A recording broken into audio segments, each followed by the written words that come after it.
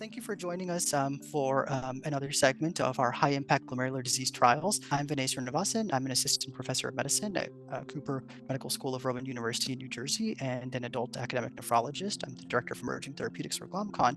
And today I'm very thrilled to have Dr. Michelle Rheault join us. Dr. Rheault is a professor of pediatrics and the director of the Division of Pediatric Nephrology at the University of Minnesota. She is an internationally recognized expert in pediatric genetic kidney disease and pediatric glomerular disease. She is the lead author of the DUPLEX trial that we will be discussing today. Dr. Rheault, thank you so much for taking the time to join us and supporting this GlomCon initiative. Thank you for the invitation. I have been involved with GlomCon from very early days, so I'm really excited to be able to contribute when I can. Oh, thank you so much, and I think we'll all benefit from your expertise. The first question that I wanted to ask is, can you briefly describe the purpose for the DUPLEX trial and why the primary endpoint in the United States, the annualized rate of change in eGFR from day 1 to week 108, was chosen?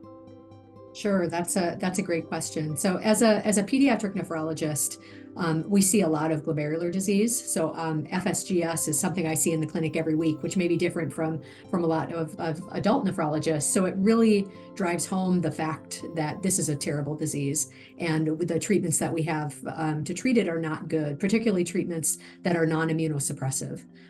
Many of these patients get put on rounds and rounds of steroids and other immunosuppressive medicines and have all the side effects of those that we see all the time. So there's really a large unmet need for other types of therapies. Even if we know it's not a cure, it may be something that can slow the disease down. So that's really the purpose of moving sparsentan into clinical trials in FSGS. And just as a reminder, sparsentan is a endothelin antagonist and angiotensin receptor antagonist kind of combined into one molecule. So it has both of those effects. When we're looking at endpoints for FSGS trials, what the FDA really would ideally see would be those hard endpoints of doubling of serum creatinine or end-stage kidney disease, need for dialysis, or death, kind of those, absolutely, yes, this is a bad thing. But to do a trial like that would take a long time. If 50% of patients with FSGS reach end-stage kidney disease after 5 to 10 years, that would be about how long you would have to do a clinical trial if those were your endpoints. So then we have to look at what's considered a surrogate endpoint. People have tried to use proteinuria as a surrogate endpoint, but what the FDA will allow is the slope GFR. We know that slope GFR can predict those hard outcomes. So that's why the slope GFR was chosen for this study. And it's a little bit complicated, even more than that, because there's two different slope GFRs that you can use. One is the total slope, and that's just very simply looking at the difference between day 1 before you get the drug and the very last day of drug. So that's total slope. And then there's something called chronic slope. And for this study, we looked at week 6 to week 108, so that end of the study. And what that does is it takes away the changes that happen because of the acute hemodynamic effects of the drug. So we all know when we start a SGLT2 inhibitor or an ACE inhibitor, the GFR drops, and that's okay. We don't worry about that. So using the chronic slope takes that piece out of the picture. The issue is that US regulatory bodies, the FDA, only accept total slope. And outside of the US, they accept chronic slope. So both of those are used as the primary endpoint, depending on what part of the world you live in.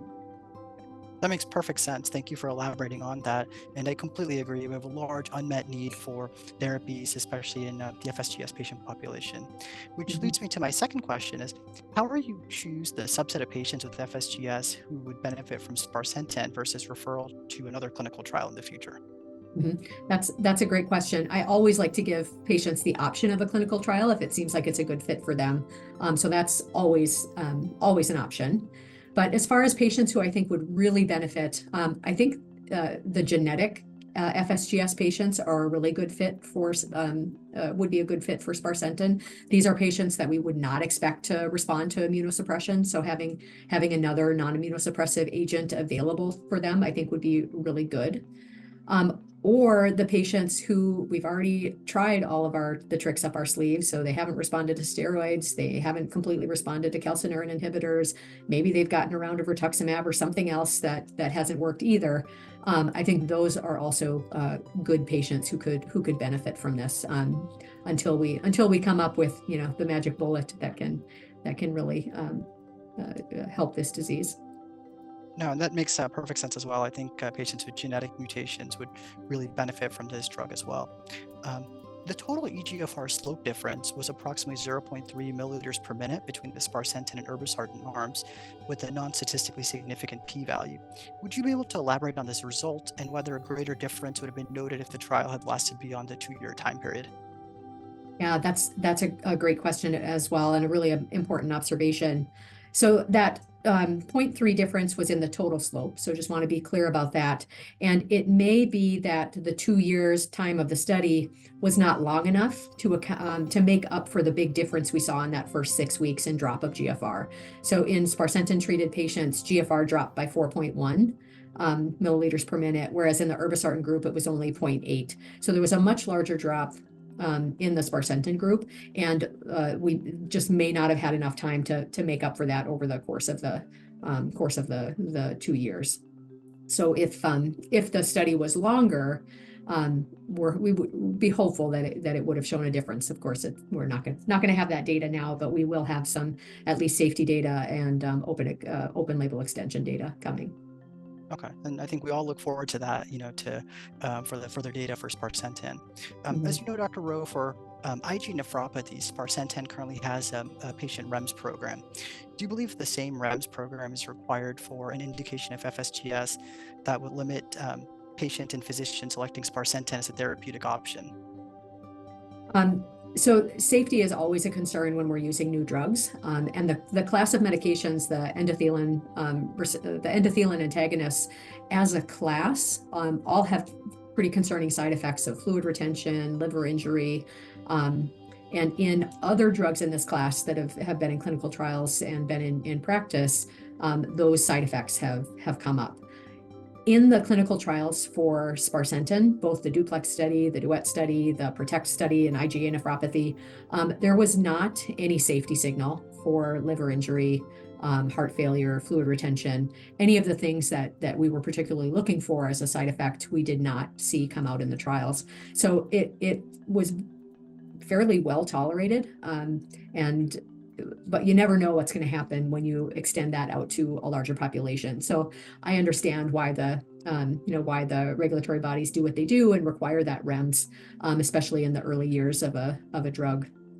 Personally, I think it's going to be it's a challenge for physicians to comply with the REMS. It's just a lot, and for patients as well, to have monthly blood draws is a lot to ask for them. But if you don't have other options, that can sound more appealing.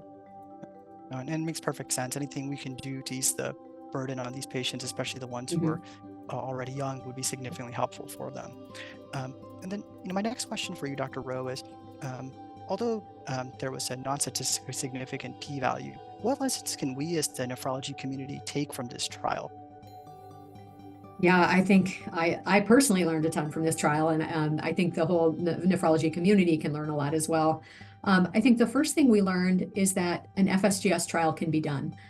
For so many years, FSGS trials, they couldn't enroll, they couldn't get patients into the studies, they were stopped early. So I think this was really one of the first examples that we can do this. We can come together, perform a worldwide study, and get good data.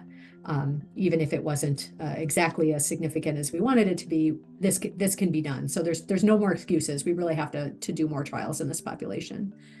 I think the other important thing we learned is that the standard of care arm, so the patients who were treated with irbesartan, did better than we expected. So they had a more of a decrease in proteinuria and a better GFR slope than we predicted from prior data. And we think that was because the irbesartan was blinded and was titrated up to maximum tolerated dose, just like we were doing the sparsentan. And it suggests that for our actual standard of care patients, we may not be pushing hard enough on those ACE and ARB that we're giving them. They may have a slightly low blood pressure or a slightly high potassium, and then we back off. and don't try to go back up on that. And it may be that if we're a little bit more aggressive, just with those very simple ACE and ARBs, that we could have a benefit. If this study was set up as sparsentan versus placebo, it likely would have shown a difference. But we didn't think that's a fair comparison. So really thought it was important to have that standard of care arm with irbesartan. The other important thing that we learned from this trial is the importance of the inclusion criteria for the diagnosis of FSGS. We got some criticism after the study was published about the enrollment criteria for FSGS. So we enrolled patients with primary FSGS as defined by their nephrologist on biopsy, or genetic FSGS, and excluded anyone with obvious secondary FSGS. And there were some concerns that including that genetic group may have made the diagnosis or made the group a little bit too heterogeneous to be able to compare.